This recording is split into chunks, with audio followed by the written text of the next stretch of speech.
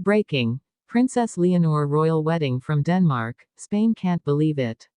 It's a day that will be written into royal history, a day that Spain never expected would come this soon. The royal bells of Denmark are ringing, the flags are waving, and in the heart of Copenhagen, the world has just witnessed something extraordinary. Princess Leonor de Bourbon, the future Queen of Spain, has officially tied the knot in Denmark, and the entire nation of Spain is in disbelief. For months, the world speculated. Whispers of royal meetings, secret visits, and diplomatic hints filled every newspaper headline.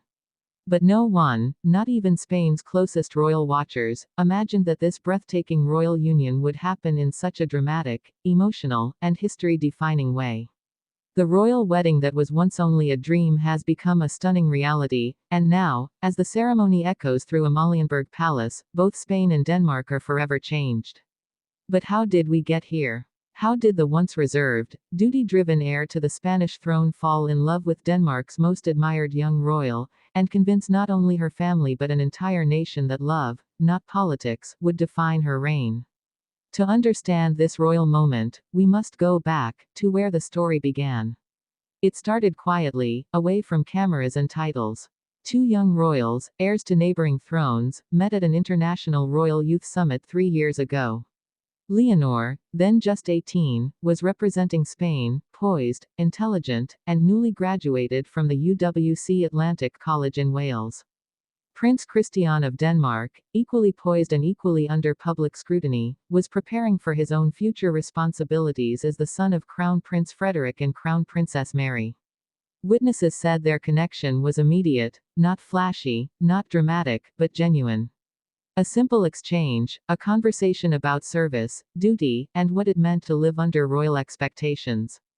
But behind that calm exterior, something powerful began. By the following year, royal insiders began to notice subtle shifts. Leonor's visits to Northern Europe under the pretext of cultural exchange programs, and Christian's increased appearances at events with international guests. The clues were there, hidden in plain sight.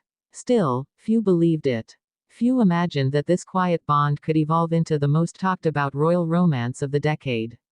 Yet here we are, 2025, watching the Spanish crown princess walk down the aisle in Denmark, in a gown that symbolized more than beauty. It symbolized a union of nations, of values, and of futures. The moment she stepped from her royal car at the Amalienborg courtyard, the crowd gasped. Cameras flashed. The air was electric. Leonor's elegance and composure stunned even the Danish press. Spain's own Queen Letizia, emotional but proud, was seen wiping tears as her daughter entered the cathedral. But not everyone was ready for this. Within Spain, the news has stirred waves of reaction, from celebration to shock.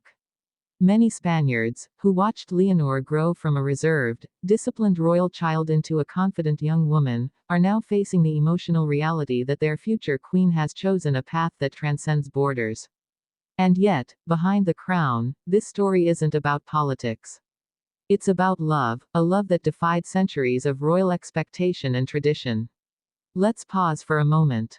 Imagine the weight on Leonor's shoulders, a princess born into the shadow of centuries-old royal duties, trained for leadership since childhood, and now daring to build a future based on her own heart. For years, she's balanced public service with personal growth, military training with quiet moments of reflection. She's been the symbol of a modern monarchy, one rooted in empathy, progress, and integrity.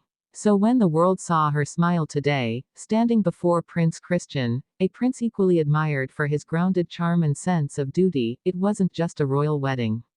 It was the birth of a new royal era. As vows were exchanged under Denmark's golden chandeliers, it felt as if two worlds merged. The Spanish anthem played softly after the Danish hymn, a symbolic gesture of unity that brought tears even to those who had doubted this match. Now, let's talk about the reactions flooding across Europe. In Spain, the royal palace in Madrid has been surrounded by cheering crowds, waving both Spanish and Danish flags. The emotional energy is undeniable. In Denmark, citizens have embraced Leonor as one of their own, calling her the people's princess for her warmth and humility. But not all corners of Europe are celebrating without hesitation.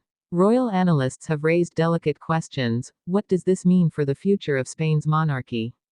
Could Leonor's dual connection influence diplomatic relations between Madrid and Copenhagen? And yet, the answer seems clear in the eyes of those who watched today's ceremony. Love has already won. During the reception, King Felipe VI reportedly gave a short but emotional speech, his voice breaking as he said, "Today, my daughter carries both her crown and her heart with pride."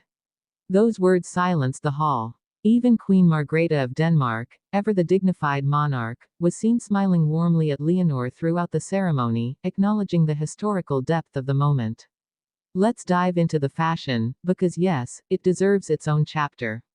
Leonor's gown, designed by Spain's top couturier with delicate Danish lace, symbolized unity between two royal houses. The train featured embroidered symbols of both nations, the Spanish fleur-de-lis and the Danish heart. Every stitch told a story. The tiara she wore, a gift from Queen Letizia, wasn't new. It was the same tiara Queen Letizia wore on her wedding day to King Felipe. The gesture was deeply emotional, representing not just inheritance, but continuity. Now, let's look closer at what the future holds. The marriage doesn't mean Leonor will abandon her role in Spain. Palace sources confirm she will continue her constitutional duties while maintaining close relations with Denmark, similar to how Queen Victoria's descendants once linked the royal families of Europe. In other words, this marriage might be more than a romantic milestone, it could be the beginning of a new era of European unity through royalty.